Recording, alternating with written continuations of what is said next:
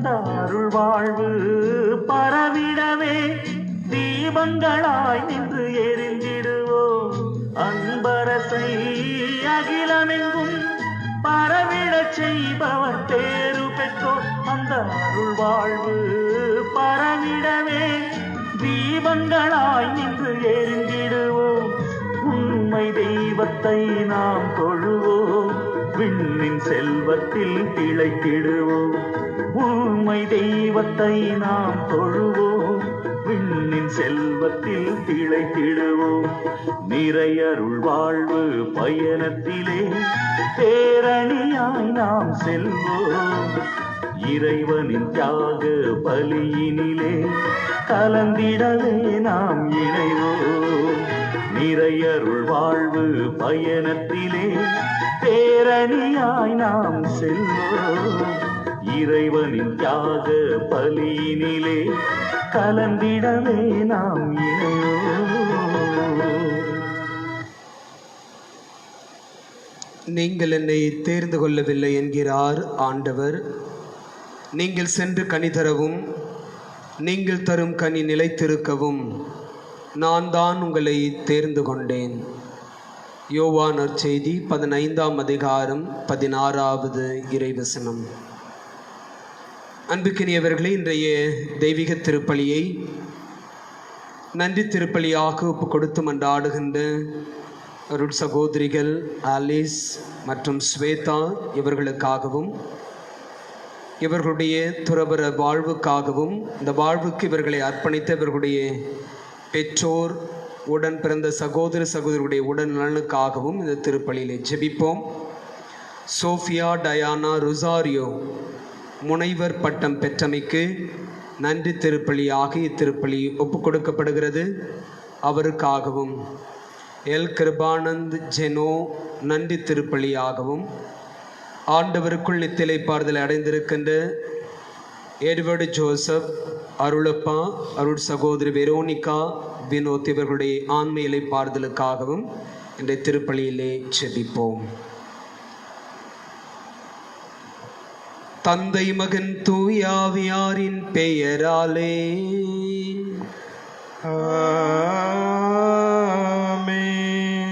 நம் தந்தையாகிய கடவுளிடமிருந்தும் ஆண்டவராகிய இயேசு கிறிஸ்துவிடமிருந்தும் அருளும் அமைதியும் உங்கள் அனைவரோடும் இருப்பதாக. ஆன்மாவோடும் இருப்பதாக. இறையேசுவில் அன்புக்கினியவர்களே, மே மாதம் 14ஆம் தேதி இன்றைய நாளில் நம்முடைய திருத்தந்தை பிரான்சிஸ் அவர்கள் உலகளாவிய கத்தோலிக்க திரு அவைக்கும் உலகத்தினுடைய பிற மத தலைவர்களுக்கும் நாம் எதிர்கொண்டிருக்கின்ற கொரோனா நோய் தொற்றிலிருந்து விடுதலை பெற்றிட நோன்பிருந்து ஜெபித்து பிறரன்பு பணியில் ஈடுபட அழைப்பு கொடுத்தார். எனவே திருத்தந்தையோடு சேர்ந்து ஒருவேளை நாம் இந்த முன்னெடுப்பை, திருத்தந்தையினுடைய அழைப்பை நாம் செயல்பாட்டிற்கு எடுத்து சென்றிருந்தால் கடவுளுக்கு நன்றி சொல்லி இந்த திருப்பலியிலே நாம் ஜெபிப்போம். அதே வேளையில் இன்று தாயாம் திருச்சபை திருத்தூதர் புனித மத்தியா என்கின்ற மத்தியாசனுடைய விழாவை சிறப்பு செய்கிறது. எனவே இன்று நம்முடைய திருச்சபையில் இருக்கிற எல்லா நற்செய்தி அறிவிப்பு பணியாளர்களுக்காகவும் நாம் ஜெபிக்க அழைக்கப்படுகிறோம். அன்புக்குரியவர்களே, இன்றைய விழாவினுடைய இறைவார்த்தை வழிபாட்டினுடைய ஒளியில் தியானிக்கின்ற பொழுது நாம் எல்லாருமே திருத்தூதராய் அப்போஸ்தலராய் இருந்து உயிர்த்த ஆண்டவருக்கு சான்று பகர இன்றைய நற்செய்தி அறிவிக்கின்ற இயேசுவினுடைய அன்பில் நிலைத்திருக்க, அவருடைய அன்பை நாம் வாழ்வில் செயல்படுத்த அழைக்கப்படுகிறோம். இந்த சிந்தனைகளோடு இந்த திருப்பள்ளிக்குள்ளே நாம் நுழைவோம். தூய மர நிகழ்வுகளை நாம் கொண்டாடிட தகுதி பெறும் பொருட்டு நம்முடைய பாவங்களை ஏற்றுக்கொள்வோம்.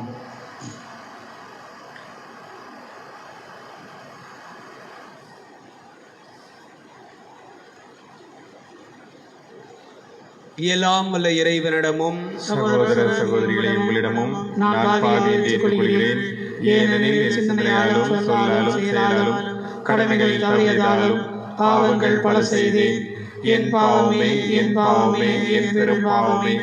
ஆகையால் எப்பொழுதும் கன்னியான புனித மரியாதையும் வானதூதர் புனிதர் அனைவரையும் சகோதர சகோதரிகளை உங்களையும் நம் இறைவனாகிய ஆண்டவரிடம் எனக்காக வேண்டிக் கொள்ள மன்றாடுகிறேன். எல்லாம் உள்ள இறைவன் நம் மீது இரக்கம் வைத்து நம் பாவங்களை மன்னித்து நம்மை நிலை வாழ்வுக்கு அழைத்துச் செல்வாராக. ஆமென். ஆண்டவரே இரக்கமாயிரும். ஆண்டவரே இரக்கமாயிரும். கிறிஸ்துவே இரக்கமாயிரும்.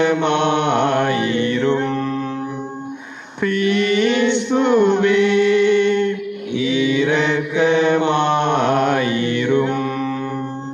ஆண்டவரே இரக்கமாயிரும். ஆண்டவரே இரக்கமாயிரும். உன்னதங்களிலே கடவுளுக்கு மாட்சி உண்டாகுக. உலகினிலே நல்மனதோருக்கு அமைதி உண்டாகுக. உம்மை புகழ்கிறோம், உம்மை வாழ்த்துகிறோம், உம்மை ஆராதிக்கிறோம், உம்மை மாட்சிப்படுத்துகின்றோம். உமது மேலான மாட்சியின் பொருட்டு உமக்கு நன்றி கூறுகிறோம். ஆண்டவராகிய இறைவா, வானுலக அரசரே, எல்லாம் உள்ள தந்தையாகிய இறைவா, ஒரே மகனாய் உதித்த ஆண்டவரே இயேசு கிறிஸ்துவே, ஆண்டவராகிய இறைவா, இறைவனின் செம்மறியே, தந்தையின் திருமகனே, உலகின் பாவங்களை போக்குபவரே, எங்கள் மேல் இரக்கமாயிரும். உலகின் பாவங்களை போக்குபவரே, எங்கள் மன்றாட்டை ஏற்றருளும். தந்தையின் வலப்பக்கம் வீற்றிருப்பவரே, எங்கள் மேல் இரக்கமாயிரும். ஏனெனில் இயேசு கிறிஸ்துவே, நீர் ஒருவரே தூயவர், நீர் ஒருவரே ஆண்டவர், நீர் ஒருவரே உன்னதர், தூய ஆவியாரோடு தந்தையாகி இறைவனின் மாட்சியில் இருப்பவர் நீரே. ஆமென். ஜெபிப்போமாக. இறைவா, புனித மத்தியாவை திருத்தூதர் குழுமத்தில் இணைத்துக் கொண்டீரே. இப்புனிதரின் பரிந்துரையால் உமது அன்பை சுவைத்து மகிழவும், நீர் தேர்ந்து கொண்டவர்களின் கூட்டத்தில் இடம்பெறவும் நாங்கள் தகுதி பெறுவோமாக. உம்மோடு தூயாவியாரின் ஒன்றிப்பில் இறைவனாயே என்னென்னும் வாழ்ந்து ஆட்சி செய்யும் எங்கள் ஆண்டவர் இயேசு கிறிஸ்து வழியாக உம்மை மன்றாடுகின்றோம். ஆமென். முதல் வாசகம். சீட்டு மத்தியா பெயருக்கு விழவே அவர் 11 திருத்தூதர்களுடன் சேர்த்து கொள்ளப்பட்டார். திருத்தூதர் பணிகள் நூலிலிருந்து வாசகம். அதிகாரம் 1, சொற்றொடர்கள் 15 17 வரை, 20 26 வரை. ஒரு நாள் ஏறக்குறைய 120 சகோதர சகோதரிகள் ஒரே இடத்தில் கூடியிருக்கும்போது அவர்கள் நடுவே எழுந்து நின்று கூறியது, அன்பர்களே, இயேசுவை கைது செய்தவர்களுக்கு வழிகாட்டிய யூதாசை குறித்து தூய ஆவியார் தாவீதின் வாயிலாக முன்னுரைத்த மறைநூல் வாக்கு நிறைவேறி இருந்தது. அவன் நம்மில் ஒருவனாய் எண்ணப்பட்டு நாம் மாற்றும் பணியில் பங்கு பெற்றிருந்தான். திருப்பாடல்கள் நூலில் அவன் வீடு பாழாவதாக, அதில் எவரும் குடிபுகாது இருப்பாராக என்றும், அவனது பதவியை வேறொருவர் எடுத்துக்கொள்ளட்டும் என்றும் எழுதப்பட்டுள்ளது. ஆகையால் ஆண்டவர் இயேசுவின் உயிர்த்தெழுக்கு சாட்சியாய் விளங்க அவர் நம்முடைய செயல்பட்ட காலத்தில் நம்மோடு இருந்த ஒருவரை சேர்த்துக்கொள்ள நாம் கூடி வர வேண்டியது தேவையாயிற்று. யோவான் திருமுழுக்கு கொடுக்க வந்த காலம் முதல் ஆண்டவர் இயேசு நம்மிடமிருந்து விண்ணேற்றமடைந்த நாள் வரை அவர் நம்மோடு இருந்திருக்க வேண்டும். அத்தகையோர் இருவரை முன்னிறுத்தினார்கள். ஒருவர் யோசேப்பு என்னும் பெயர் கொண்ட பர்சபா, அவருக்கு யுஸ்து என்னும் பெயரும் உண்டு. மற்றவர் மத்தியா, பின்பு அவர்கள் அனைவரும், ஆண்டவரே, ஆண்டவரின் உள்ளங்களையும் அறிபவரே, யூதாசு திருத்தொண்டையும் திருத்தூதர் பணியையும் விட்டகன்று தனக்குரிய இடத்தை அடைந்து விட்டான். அந்த யூதாசுக்கு பதிலாக யாரை தெரிந்தெடுக்க வேண்டும் என இந்த இருவர்கள் ஒருவரை எங்களுக்கு காண்பியும் என்று இறைவனிடம் வேண்டிக் கொண்டனர். அதன் பின் அவர்கள் சீட்டு குலுக்கினார்கள். சீட்டு மத்தியா பெயருக்கு விழவே அவருக்கு 11 தூதர்களோடும் சேர்த்து கொள்ளப்பட்டார். இது ஆண்டவர் வழங்கும் அருள்வாக்கு. இறைவனுக்கு நன்றி. பதிலுரை பாடல். உயர்குடி மக்களிடையே அவர்களை அமரச் செய்கின்றார். உயர்குடி மக்களிடையே அவர்களை அமர செய்கின்றார். ஆண்டவரின் ஊழியர்களே, அவரை புகழுங்கள், அவரது பெயரை போற்றுங்கள். ஆண்டவரது பெயர் வாழ்த்த பெறுவதாக, இப்பொழுதும் எப்பொழுதும் வாழ்த்த பெறுவதாக. பல்லவி. உயர்குடி மக்களிடையே அவர்களை அமர செய்கின்றார். கீழ்த்திசை முதல் நேர்திசை வரை ஆண்டவரது பெயர் போற்றப்படுவதாக. மக்கள் இனங்கள் அனைத்திற்கும் ஆண்டவர் மேலானவர். வானங்களை விட உயர்ந்தது அவரது மாட்சி. பல்லவி. உயர்குடி மக்களிடையே அவர்களை அமர செய்கின்றார். நம் கடவுளாய ஆண்டவருக்கு நிகர் யார்? அவர் போல வானளாவிய உயரத்தில் வீற்றிருப்பவர் யார்? அவர் வானத்தையும் வையத்தையும் குனிந்து பார்க்கின்றார். பல்லவி. உயர்குடி மக்களிடையே அவர்களை அமர செய்கின்றார். ஏழைகளை தூசையிலிருந்து அவர் தூக்கி நிற்கிறார்.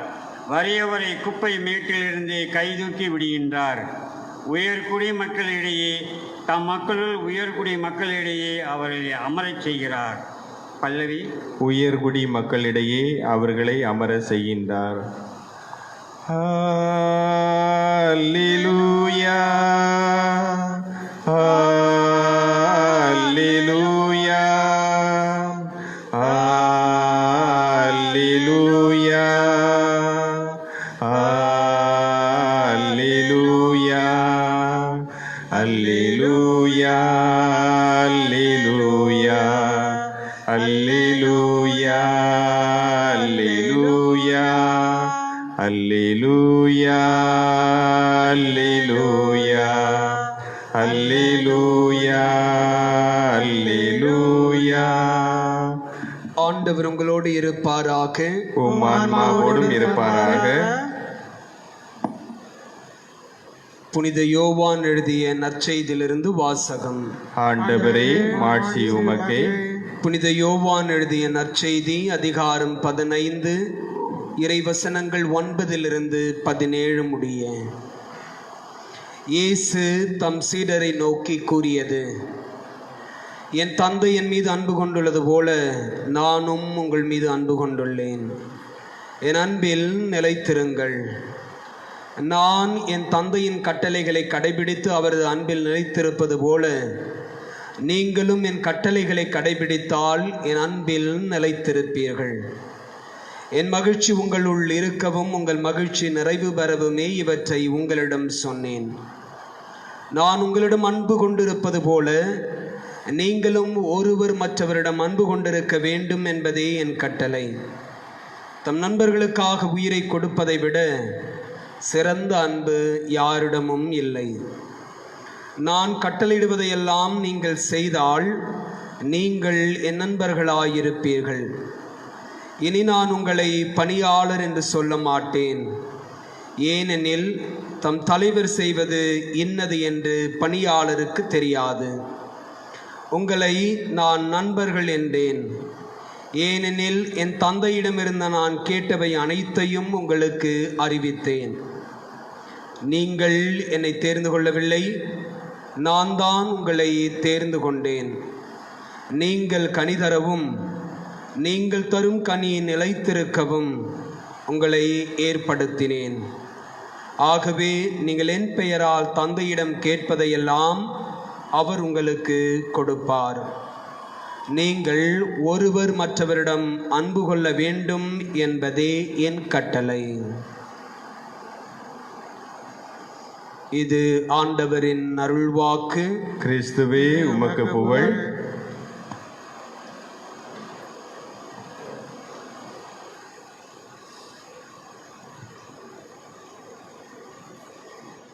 இறையேசுவில் அன்புக்கினியவர்களே,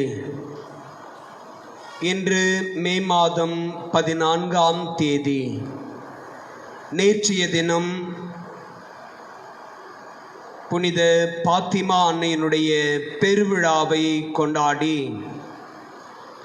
அன்னை போர்ச்சுகல் நாட்டில் பாத்திமா நகரில் ஆடு மேய்த்து கொண்டிருந்த லூசியா, ஜெசிந்தா, பிரான்சிஸ்கோ இவர்களுக்கு கொடுத்த செய்தியை குறித்து தியானித்தோம்.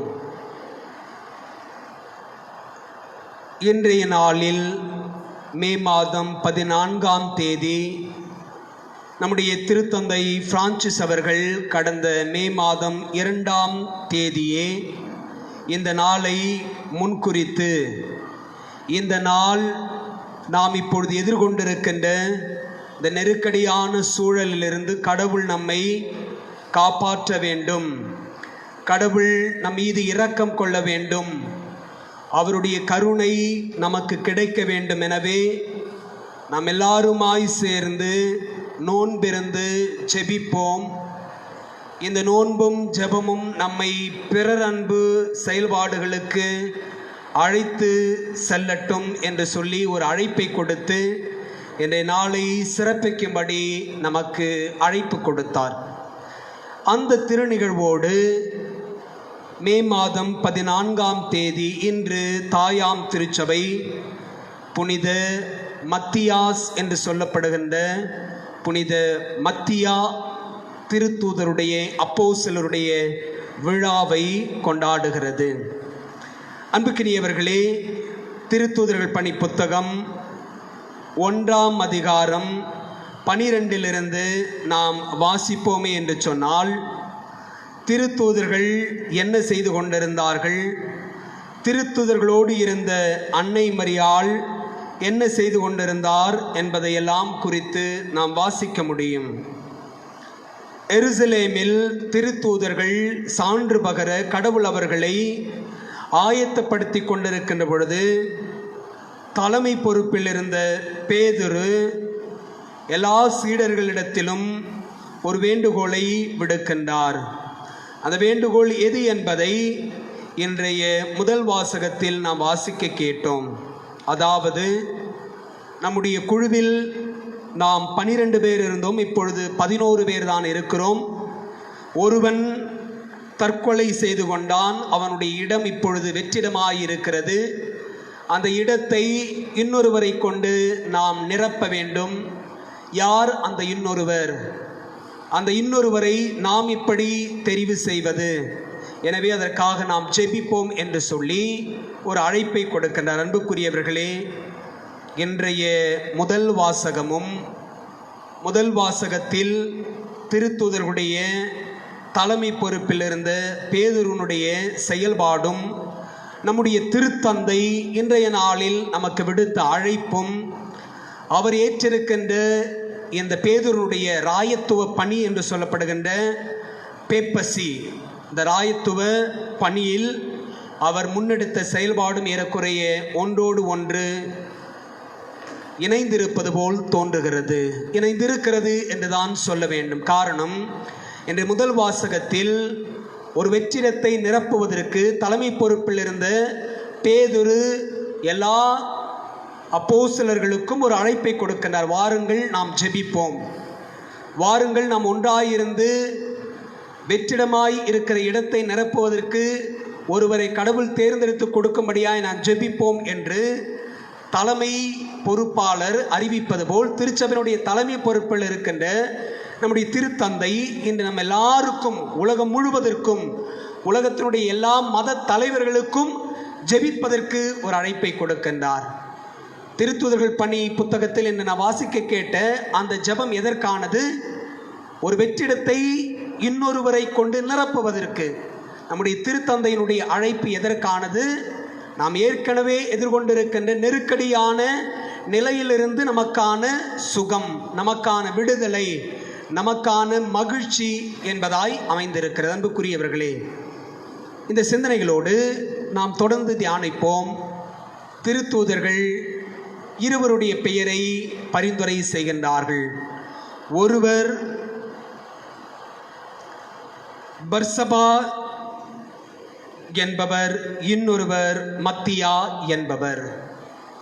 இந்த இருவரையும் பரிந்துரை செய்வதற்கு முன்பு இரண்டு முக்கிய சிந்தனைகளை அல்லது ஒரு முக்கிய காரணிகளை பேதுரு முன்வைக்கின்றார். The qualification to become an apostle.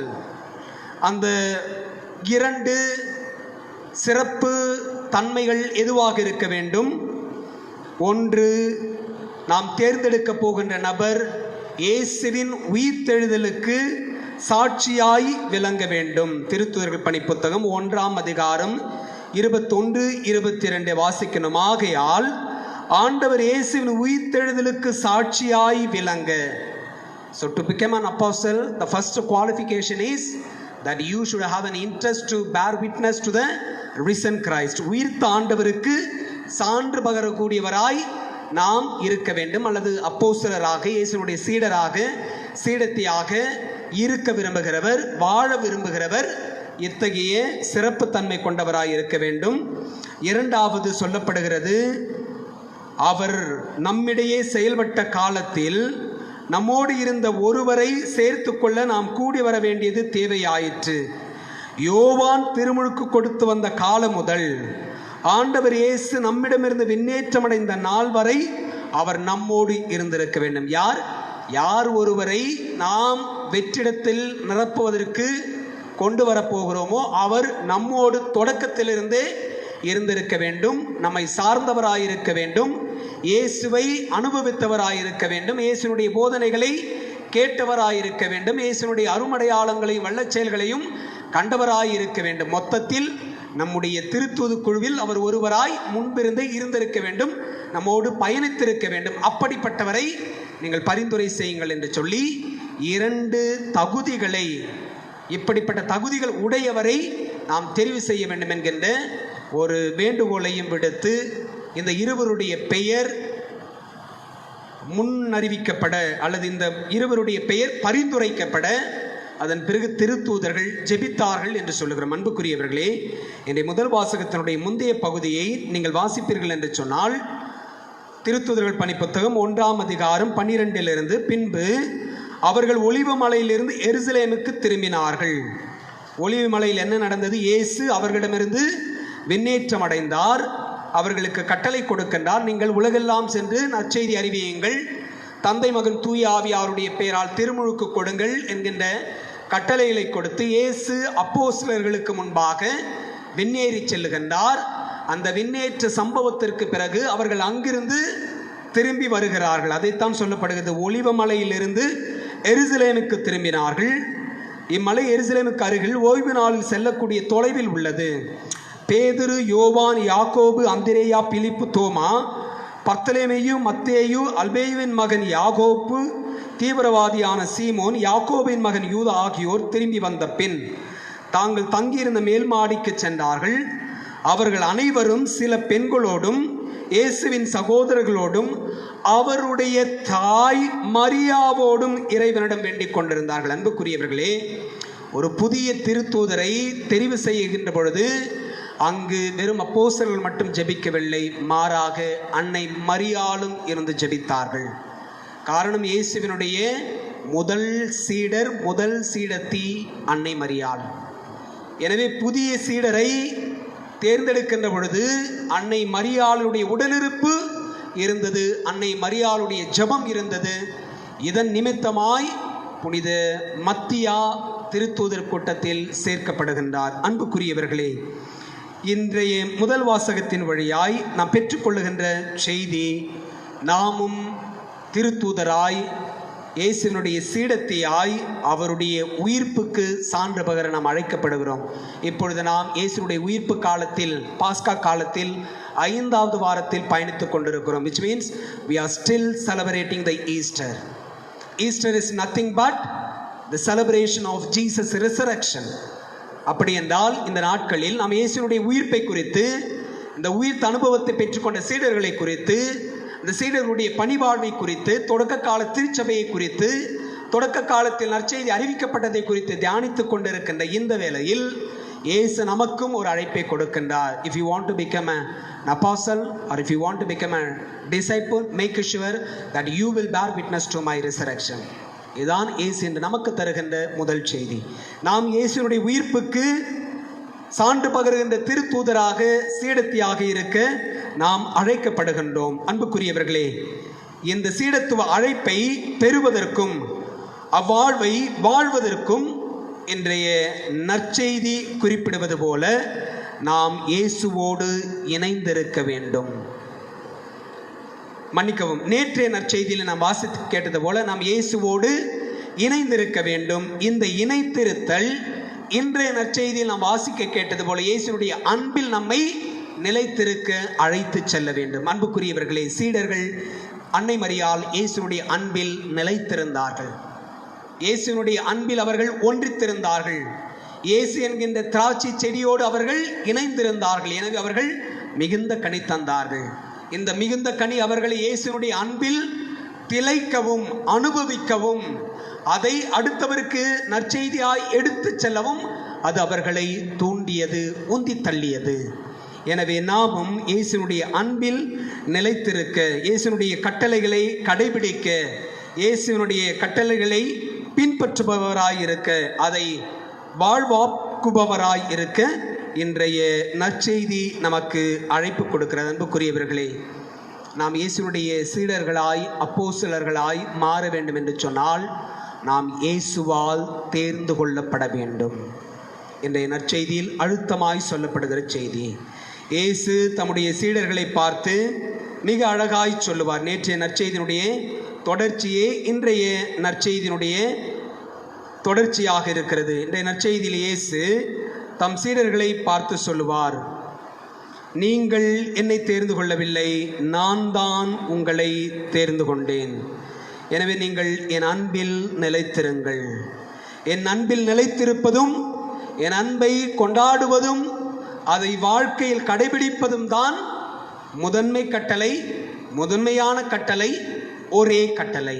என் அன்புக்குரியவர்கள், இயேசு சொல்லுவார், நீங்கள் ஒருவர் மற்றவரிடம் அன்பு கொள்ள வேண்டும் என்பதே என் கட்டளை. இதே கட்டளைத்தான் இயேசு தம்முடைய சீடர்களுடைய பாதங்களை கழுவிய பொழுது ஒரு புதிய கட்டளையாக கொடுக்கின்றார். கடந்த வாரத்தில் நாம் வாசிக்க கேட்டோம். யோவான் நற்செய்தி 13ஆம் அதிகாரம் 34வது இறைவசனத்திலிருந்து நாம் வாசிக்கிறோம். இயேசு சீடர்களை பார்த்து, ஒருவர் மற்றவரிடம் அன்பு செலுத்துங்கள் என்னும் புதிய கட்டளையை நான் உங்களுக்கு கொடுக்கிறேன். நான் உங்களிடம் அன்பு செலுத்தியது போல நீங்களும் ஒருவர் மற்றவரிடம் அன்பு செலுத்துங்கள்.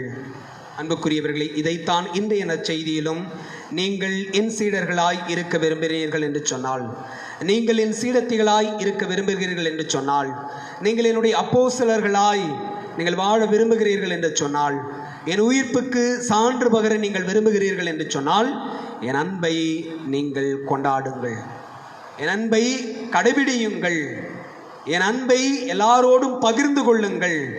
இதற்காகத்தான் நான் உங்களை தேர்ந்து கொண்டேன். அன்புக்குரியவர்களே, கடந்த வாரத்திலே புனித பேதுரு எழுதிய திருமடலிலிருந்து நாம் வாசிக்க கேட்டோம். நாம் எல்லாருமே கடவுளுடைய அரச குருத்துவ திருக்கூட்டம், தேர்ந்தெடுக்கப்பட்ட அவருடைய வழிமரபினர் என்று சொல்லி நாம் வாசிக்க கேட்டோம். அப்படி என்றால் நம்முடைய திருமொழிக்கின் வழியாய் இயேசுனுடைய பொது பணி குருத்துவத்தில் நாம் எல்லாருமே சேர்த்து கொள்ளப்பட்டிருக்கிறோம்.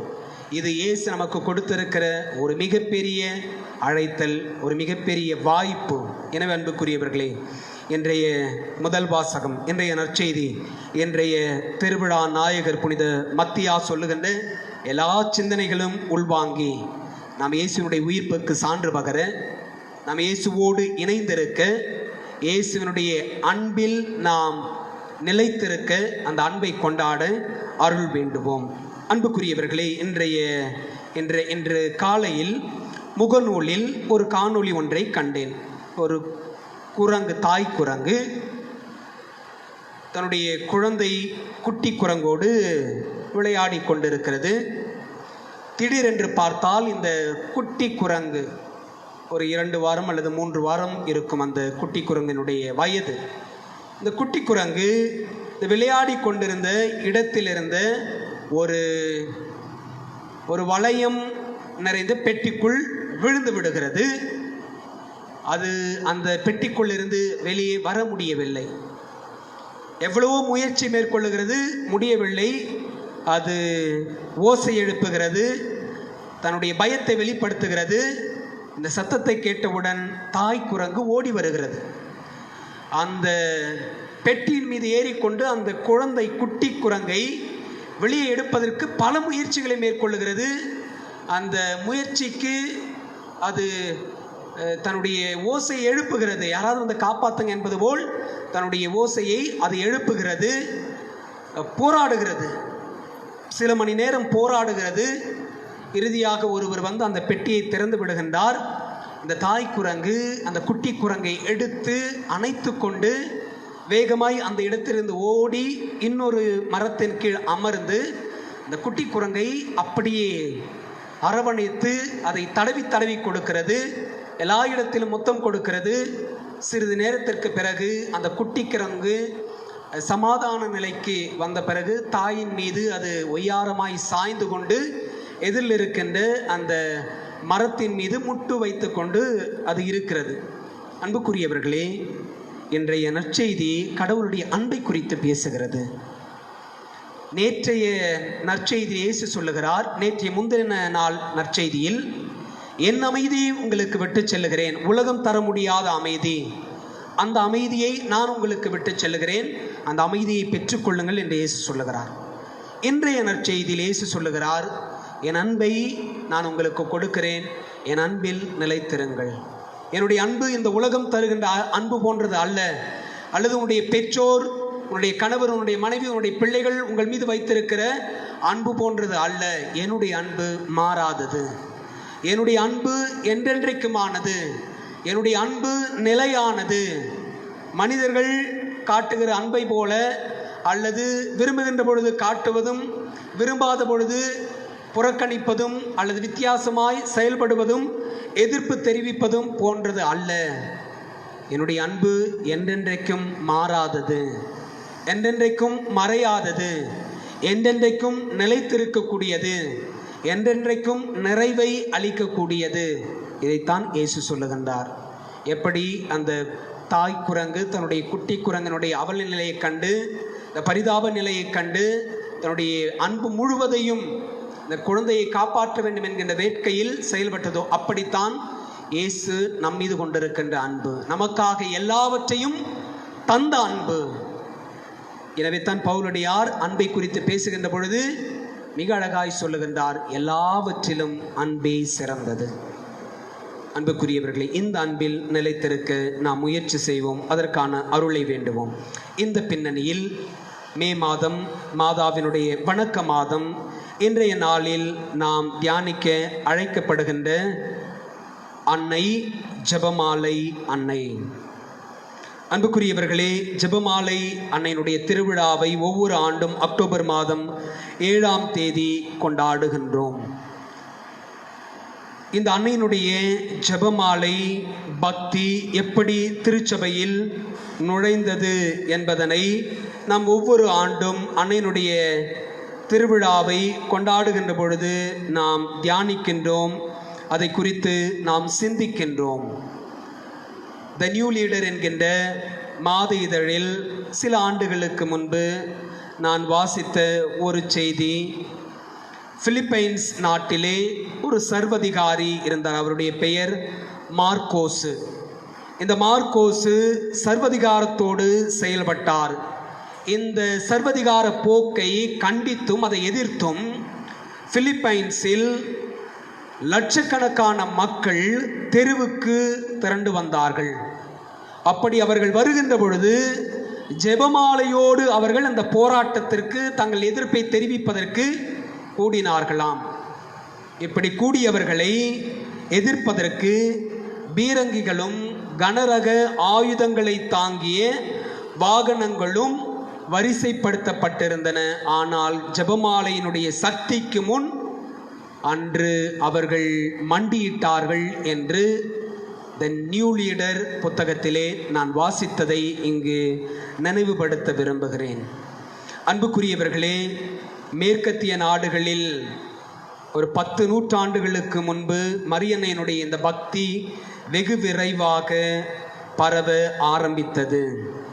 ஒருவேளை நம்மில் அநேகர் நினைக்கலாம், ஒரே ஜெபம் சொல்லுவதையே ஓயாமல் கிளிப்பிள்ளை சொல்லுவது போல் சொல்லுகிறோமே, அதில் என்ன சுவராசியம் இருக்கிறது, அதில் என்ன சிறப்பு இருக்கிறது என்கின்ற குற்றச்சாட்டு நிச்சயம் நம்மில் எழலாம். ஆயினும் நம்முடைய திருத்தந்தை 12ஆம் பத்திநாதர் இதற்கு தகுந்த பதில் கொடுக்கின்றார். நம்முடைய திருத்தந்தை சொல்லுகின்றார், இந்த பக்தியை ஒரு தவறான முறையில் புரிந்து கொண்டதனால் வரும் சிக்கல் இது. திரும்ப திரும்ப அருள் நிறைந்த மந்திரத்தை சொன்னாலும் நம்முடைய சிந்தனையெல்லாம் நமது ஆண்டவரின் பிறப்பு, வளர்ப்பு, களப்பணி, பாடுகள், இறப்பு, உயிர்ப்பு, விண்ணேற்றம், தூயாவி, மரியன்னையினுடைய மகத்துவம் ஆகியவற்றை பற்றியே பேசுவதாய் இருக்கிறது என்பதுதான் இந்த பக்தியின் சாரம். இதை பழக்கத்தில் கொண்டு வந்தால் நாள்தோறும் பல மணி நேரம் கூட இந்த பக்திக்கு செலவிடலாம். ஏனெனில் இவ்வாறு நாம் இயேசுவுடனும் தூய ஆவியுடனும் மரியன்னையுடனும் உறவு கொண்டு அதில் முன்னேற்றம் அடைகிறோம் என்று சொல்லி திருச்செப மாலையினுடைய மகத்துவத்தை பற்றி திருத்தந்தை 12ஆம் பத்திநாதர் குறிப்பிடுகின்றார். திருச்செப மாலையினுடைய திருத்தந்தை என்று சொல்லப்படுகின்ற 13ஆம் சிங்கராயர் பல ஆண்டுகளுக்கு முன்பே மிக அழகாக பின்வருமாறு குறிப்பிட்டார். ஜெபமாலை பக்தி முயற்சியில் நாம் பங்கேற்கும் போது மரியன்னையின் அரவணைப்பில் நாம் இருக்கிறோம். நம் தாய் மழலைகளுக்கு கற்றுக் கொடுப்பது போல ஒவ்வொரு தேவ ரகசியமாக நமக்கு விளக்கி சொல்லுகின்றார். இவ்வாறு மரியன்னையின் அரவணைப்பில் அவரை பார்த்த வண்ணம் நமது மீட்பை பற்றிய காட்சி தியானத்தில் பங்கு பெறுகிறோம். இவ்வாறு இந்த பக்தி முயற்சி ஞான வாழ்வின் தொடக்கத்தில் இருப்போருக்கும் பொருந்தும், முதிர்ச்சி அடைந்தோருக்கும் பொருந்தும் என்று ஜெபமாலையின் திருத்தந்தை என்று சொல்லப்படுகின்ற திருத்தந்தை 13ஆம் சிங்கராயர் குறிப்பிடுகின்றார். அன்புக்குரியவர்களே, இந்த ஜெபமாலையை நிறைவு செய்யும் வண்ணமாய் நம்முடைய முன்னாள் திருத்தந்தை, இந்நாள் புனித 2ஆம் அருள் சென்னப்பர் அவருடைய விழாவை வருகின்ற மே மாதம் 18ஆம் தேதி நாம் கொண்டாடப் போகிறோம். நேற்றைய முன்தின தினம் திருத்தந்தையினுடைய 100வது பிறந்த நாளை திருச்சபை கொண்டாடியது. அதையெல்லாம் குறித்து வருகின்ற 18ஆம் தேதி நாம் தியானிப்போம். அந்த திருத்தந்தை 2ஆம் அருள் சென்னப்பர் இந்த திருச்செப மாலையை முழுமையாக்க தன்னுடைய ராயத்துவ பணி காலத்தில் ஒளியின் தேவ ரகசியங்கள் என்று சொல்லி இன்னும் 5ஐ திருச்செப மாலையோடு இணைத்து 20 தேவ ரகசியங்களை தியானிப்பதற்கான ஒரு சூழலை உருவாக்கி கொடுத்திருக்கின்றார். அன்புக்குரியவர்களே, இந்த திருச்செப மாலையினுடைய அந்த ஒழுங்குமுறையை சற்று கவனியுங்கள். முதலில் நாம் மூவொரு இறைவனுடைய துணையோடு ஜெபமாலையை ஆரம்பிக்கின்றோம். நம்முடைய விசுவாசத்தை புதுப்பித்துக் கொள்ளும் வண்ணமாய் விசுவாச பிரமாணத்தை நாம் ஜெபிக்கின்றோம். ஜெபங்களிலெல்லாம் சிறந்த ஜெபம் இயேசு கற்றுக் கொடுத்த ஜெபம். அதையும் திருச்செபமாலையின் தொடக்கத்திலேயும் ஒவ்வொரு தேவ ரகசியத்தினுடைய முதலிலும் நாம் ஜெபிக்கின்றோம். அடுத்தபடியாய் கடவுள் அன்னை மரியாளுக்கு வாழ்த்து கூறிய அருள் நிறைந்த மரியே என்கின்ற ஜெபத்தை நாம் ஜெபிக்கின்றோம். அதனுடைய இறுதியில் மூவொரு கடவுளை மீண்டும் நினைவு கூறுகின்றோம். 10 மணிகள் ஜெபித்த பிறகு ஒவ்வொரு தேவ ரகசியத்தினுடைய இறுதியிலும் பாத்திமா நகரில் புனித பாத்திமா அன்னை, லூசியா, ஜெசிந்தா, பிரான்சிஸ்கோ ஆகியோருக்கு கற்றுக் கொடுத்த நேற்றைய தினம் நாம் தியானித்த ஜெபித்த ஓ எங்கள் இயேசுவே, எங்கள் பாவங்களை மன்னியும், நரக நெருப்பிலிருந்து எங்களை காப்பாற்றும், உமது உதவி யார் யாருக்கு அதிகம் தேவையோ அவர்களை மோட்ச ராஜ்யத்தில் சேர்த்தருளும் அன்னை மரியாள் சிறுவர்களுக்கு கற்றுக் கொடுத்த அந்த ஜெபத்தை நாம் ஒவ்வொரு 10 மணியினுடைய இறுதியிலும் சொல்லுகிறோம். அன்புக்குரியவர்களை மொத்தமாய் தியானிக்கின்ற பொழுது ஒரு விவிலியத்தை, ஒரு புதிய ஏற்பாட்டை நாம் முழுமையாய் தியானிக்கின்ற வாசிக்கின்ற வாய்ப்பை இந்த திருச்செப மாலை நமக்கு சொல்லிக் கொடுக்கிறது. புனித சுவாமிநாதர் ஜெபமாலை பக்தியை குறித்து தொடக்கத்தில் அவர் முன்னெடுத்தார். அதன் பிறகு 200 ஆண்டுகளுக்கு பிறகு கார்த்தூசியன் சபை துறவிகள் இதை 10 மங்கள வார்த்தை ஜபத்தின் மூலமாய் தொடக்கத்திலும் ஆண்டவர் கற்பித்த ஜபத்தையும் அதற்கு முன்பு தேவ ரகசியங்களையும் ஓரளவுக்கு தொகுத்து கொடுத்தார்கள். இவ்வளவு முயற்சிகளுக்கு பின்னர் கிபி 1500 வாக்கில் நாம் இன்று பின்பற்றுகின்ற இந்த ஜெபமாலை பக்தி ஆரம்பமானது என்று சொல்லப்படுகிறது. அன்புக்குரியவர்களே, இவ்வளவு சக்தி வாய்ந்த ஜெபத்தை நாம் ஜெபிப்போம். நாம் ஜெபிக்கின்ற பொழுது அன்னை மரியாள் நம்மோடு இணைகிறார்கள். நேற்று குறிப்பிட்டது போல இயேசு ஜெத்துருத்தம்மாளுக்கு தன்னை வெளிப்படுத்தின பொழுது சொன்னார்களே, ஒவ்வொரு அருள் நிறைந்த மரியை ஜெபமும் ஒரு பொற்காசுக்கு சமமானது, ஒரு தங்க காசுக்கு சமமானது. இந்த தங்க காசானது நம்முடைய மரணத்திற்கு பிறகு நம்முடைய ஆன்மீக செலவிற்கு, நாம் கடவுளிடம் போய் சேருவதற்கு அது நமக்கு துணை செய்கிறது என்று சொல்லி இயேசு புனித ஜெத்துருத்தம்மாளுக்கு வெளிப்படுத்தியதை நேற்றைய தினம் வாசித்தோம். பாத்திமா நகரில் காட்சி கொடுத்த புனித பாத்திமா அன்னையும் சிறுவர்களுக்கு நாமே ஜபமாலை அன்னை என்று சொல்லிதான் சொன்னார்கள். புனித லூர்து மாதா பிரான்ஸ் நாட்டில் லூர்து நகரில் காட்சி கொடுத்த பொழுதும் அவர்கள் சொன்னது, நீங்கள் எவ்வளவு ஏழையாக இருந்தாலும் ஒரு ஜெபமாலையை உங்களோடு வைத்து கொள்ளுங்கள் என்று சொன்னார். அன்புக்குரியவர்களே, இந்த எல்லா சிந்தனைகளையும் நாம் சிந்தித்தவாறு அன்னையினுடைய பரிந்துரையை மண்டாடுகின்ற இந்த வேளையில் அன்னையோடு சேர்ந்து திருச்சபையோடு சேர்ந்து இந்த மாதம் முழுவதும் எதிர்வரும் நாட்களிலும் தனிநபராய் குடும்பத்தினராய் ஒவ்வொரு சூழலிலும் ஜெபமாலை ஜெபிக்க அருள் வேண்டுவோம்.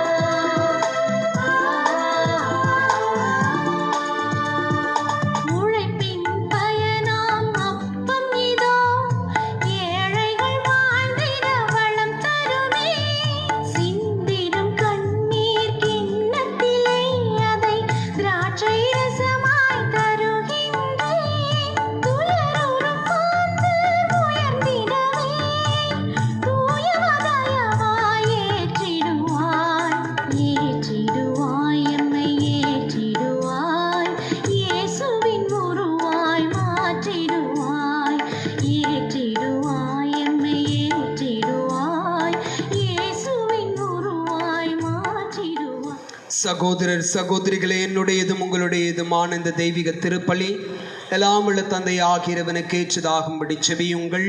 ஆண்டவர் தமது பெயரின் புகழ்ச்சிக்காகவும் மாட்சிக்காகவும் நமது நன்மைக்காகவும் புனித திரு அவை அனைத்தின் நலனுக்காகவும் உமது கையிலிருந்து இப்பலியை ஏற்றுக்கொள்வாராக.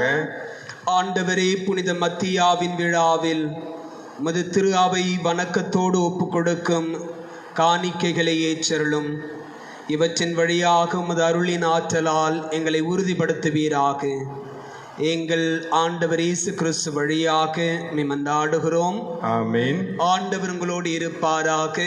உம் ஆன்மாவோடும் இருப்பாராக. இதை எங்களை மேலே எழுப்புங்கள். ஆண்டவரிடம் எழுப்பியுள்ளோம். நம் இறைவனாகிய ஆண்டவருக்கு நன்றி கூறுவோம். அதே தகுதியும் நீதியுமானது.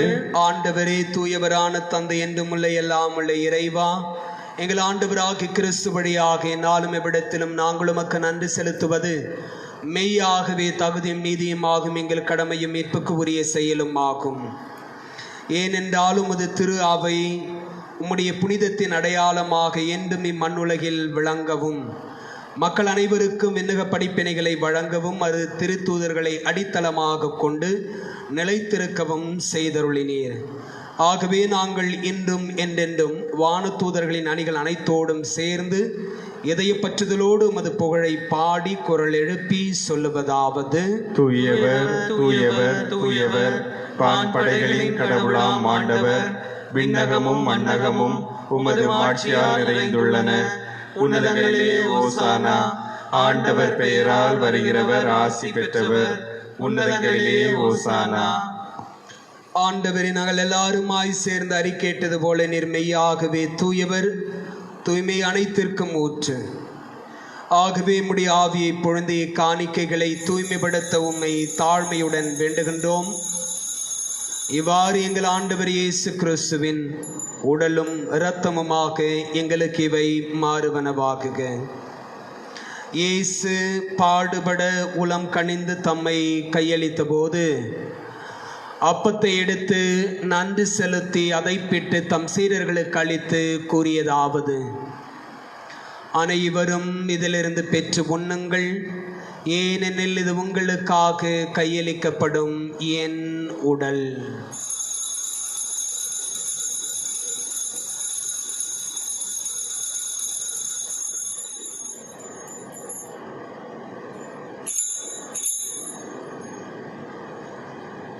அவ்வண்ணமே இரவு விருந்தை அருந்திய பின் கிண்ணத்தையும் எடுத்து மீண்டும் உமக்கு நன்றி கூறி தம் சீடர்களுக்கு அளித்து நம் தெய்வம் இயேசு கூறியதாவது: அனைவரும் இதிலிருந்து பெற்று பருகுங்கள், ஏனெனில் இது புதிய நிலையான உடன்படிக்கைக்கு உரிய என் இரத்தத்தின் கிண்ணம். இது பாவ மன்னிப்புக்கென்று உங்களுக்காகவும் பலருக்காகவும் சிந்தப்படும். இதை என் நினைவாக செய்யுங்கள்.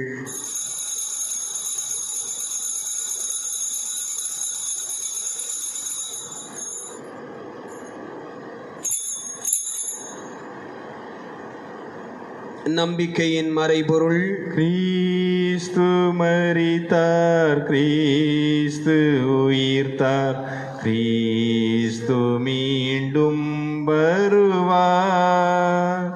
கிறிஸ்து மரித்தார், கிறிஸ்து உயிர்த்தார், கிறிஸ்து மீண்டும் வருவார். ஆகவே ஆண்டவரே, நாங்கள் கிறிஸ்துவின் இறப்பினையும் உயிர்ப்பினையும் நினைவு கூர்ந்து வாழ்வு தரும் அப்பத்தையும் மீட்பளிக்கும் கிண்ணத்தையும் உமக்கு ஒப்புக் கொடுக்கிறோம். உம் திருமண என்று ஊழியம் புரிய தகுந்தவர்கள் எங்களை ஏற்றுக்கொண்டீர். எனவே உமக்கு நன்றி செலுத்துகின்றோம். மேலும் கிறிஸ்துவின் உடலிலும் இரத்தத்திலும் பங்கு கொள்ளும் எங்களை தூய ஆவியார் ஒன்று சேர்க்க வேண்டுமென உம்மை தாழ்மையுடன் மன்றாடுகின்றோம். இறைவா, உலகெங்கும் பரவி இருக்கும் அது திரு அவையின் நினைவு கூர்ந்தருளும். எங்கள் திருத்தந்தை பிரான்சிஸ், எங்கள் அன்பு ஆயர் நீதிநாதன், எல்லா திருநிலையினராக அனைவரோடும் உமது திரு அவை அன்பில் நிறைவு பெறச் செய்தருளும். உயிர்த்தெழுவோம் எனும் எதிர்நோக்குடன் துயில் கொள்ளும் எங்கள் சகோதரர் சகோதரிகளையும் முக்குகந்தவராய் உலகை விட்டு சென்ற அனைவரையும் உமது அரசியல் தயவுடன் ஏற்றருளும். எங்கள் எல்லார் மீதும் இரக்கமாயிரும். கடவுளின் கன்னித்தாயான புனித மரியா, அவருடைய அன்பு கணவரான புனித யோசேப்பு, புனித திருத்தூதர்கள், இவ்வுலகிலும் முக்குகந்தவராயிருந்தோர் ஆகிய புனிதர் அனைவருடனும் நாங்கள் நிலை வாழ்வில் பங்கு கொள்ளும் தகுதி பெற்றும் திருமகன் இயேசு கிறிஸ்து வழியாக உம்மை புகழ்ந்தேத்தும் வரமருள மன்றாடுகிறோம்.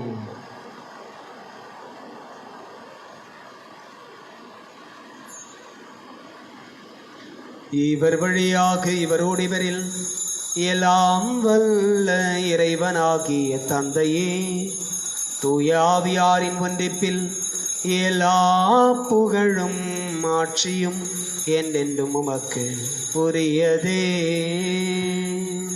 ஆமென். ஆமென். ஆமென்.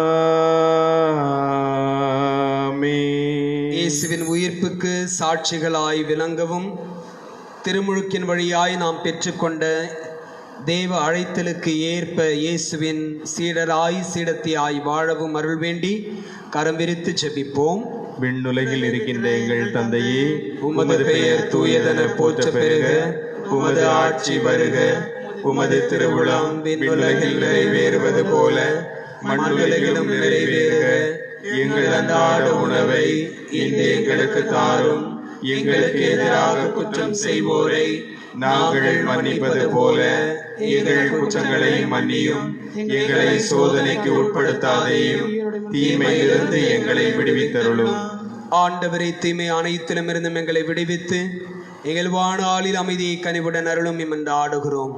உமது இரக்கத்தின் உதவியால் நாங்கள் பாவத்திலிருந்து எப்போதும் விடுதலை பெற்று யாதொரு கலக்கமுமின்றி நலமாயிருப்போமாக. நாங்கள் எதிர்நோக்கி இருக்கும் பேரின்பத்திற்காகவும் எமைப்பராகிய இயேசு கிறிஸ்துவின் வருகைக்காகவும் மகிழ்ச்சியுடன் காத்திருக்கின்றோம். ஏனெனில் ஆட்சியும் வல்லமையும் மாட்சியும் என்றென்றும் உமதே.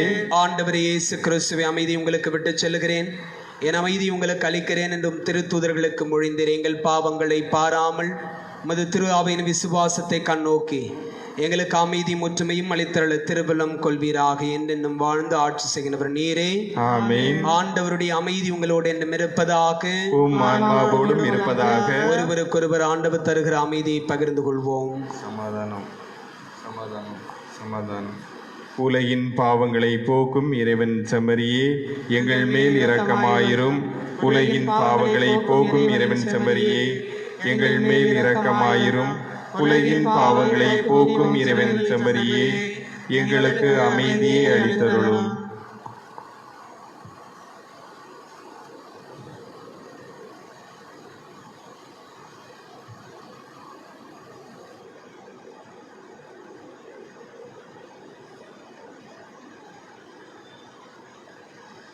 இதோ இறைவனின் செம்மறி, உலகின் பாவங்களை போக்குகிறவர் நம் ஆண்டவர் இயேசு கிறிஸ்து.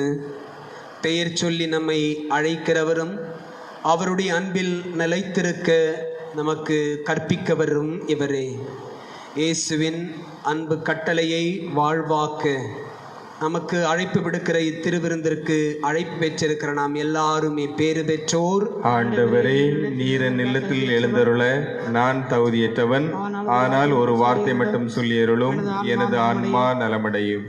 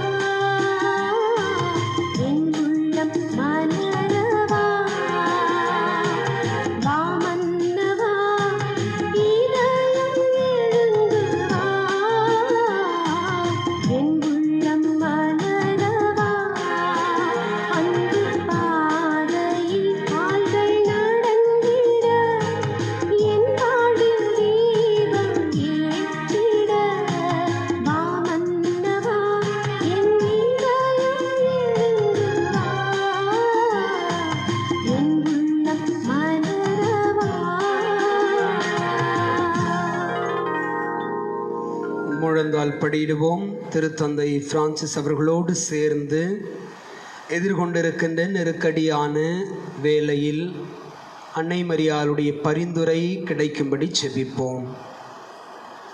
ஓ அன்னை மரியே, நீர் எப்போதும் எங்கள் வாழ்க்கை பாதையில் மீட்பு மற்றும் நம்பிக்கையின் அடையாளமாக ஒளிர்கிறீர்.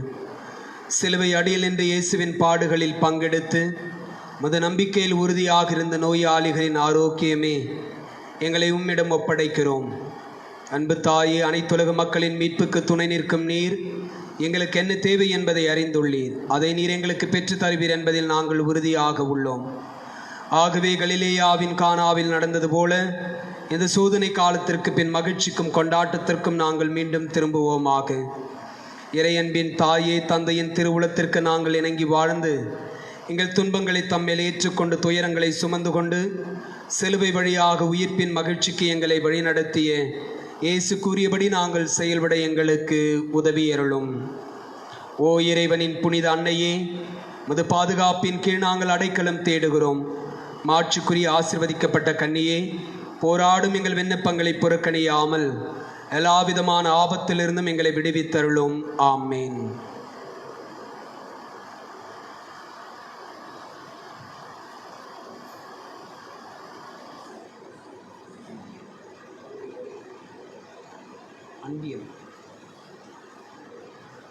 இன்றைய நாளை நமக்கு சிறப்பு செய்த பங்கினுடைய புனித பிலிப்பு அன்பிய குடும்பத்தாருக்கு நம்முடைய மனமார்ந்த நன்றிகளை தெரிவித்துக் கொள்ளுகின்றோம்.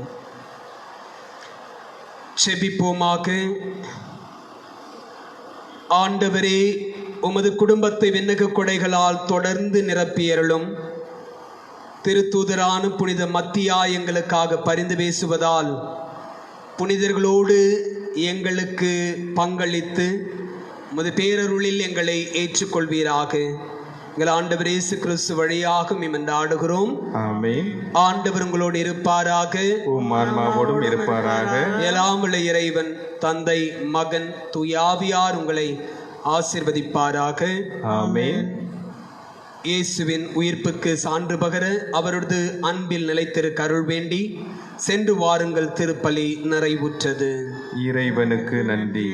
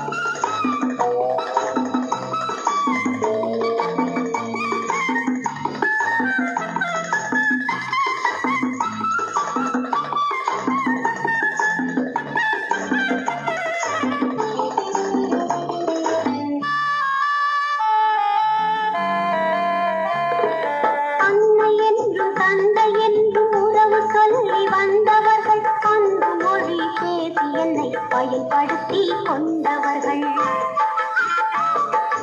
அன்னை என்றும் தந்தை என்றும் உறவு சொல்லி வந்தவர்கள். அன்பு மொழி பேசி என்னை பயன்படுத்தி